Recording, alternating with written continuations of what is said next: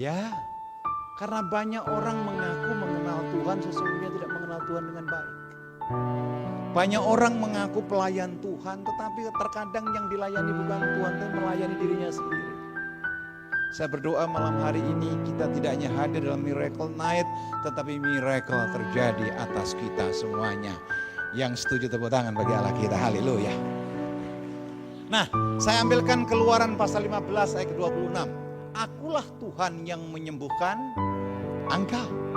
Firman-Nya, jika kamu sungguh-sungguh mendengarkan suara Tuhan Allahmu dan melakukan apa yang benar di matanya dan memasang telingamu kepada perintah-perintahnya dan tetap mengikuti segala ketetapannya, maka aku tidak akan menimpakan kepadamu penyakit manapun yang telah kutimpakan kepada orang Mesir. Baca selanjutnya dengan suara yang keras.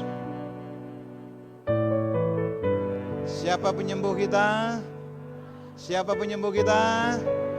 Tuhan Yesus Kristus. Tepuk tangan bagi Allah kita, haleluya. Kenapa harus saya katakan Tuhan Yesus? Sebab di luar sana ada yang menjanjikan kesembuhan. Kenapa saya tegaskan Tuhan Yesus Kristus? Karena di luar sana mengaku bisa menyembuh.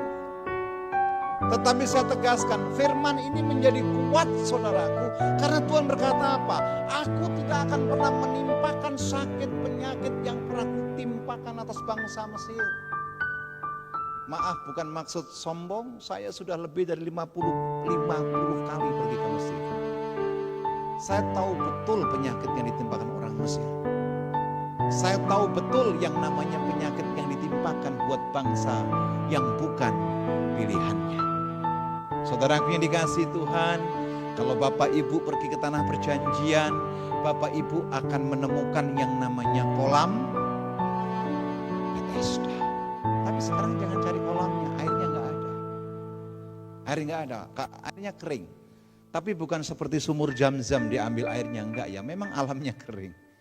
Saudaraku, kisah ini tertulis hanya dalam Injil Yohanes. Injil Yohanes pasal yang kelima, ada seorang laki-laki yang sudah berapa tahun lumpuh?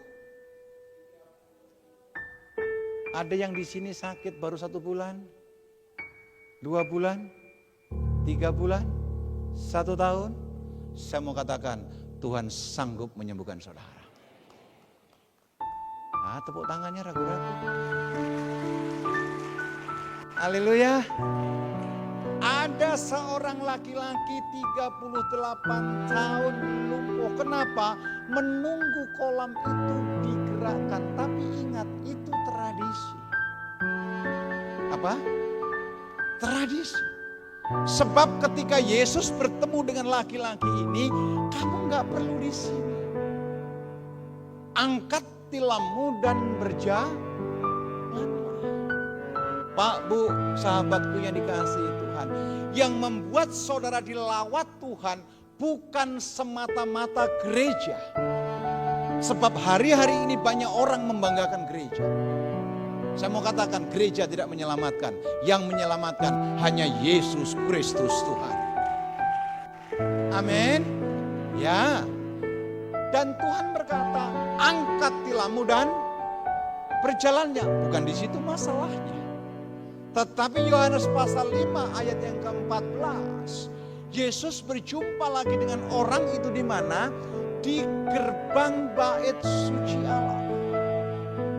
Berjumpa dengan orang yang sudah 38 tahun yang sudah lumpuh dan berjalan. Tuhan berkata apa?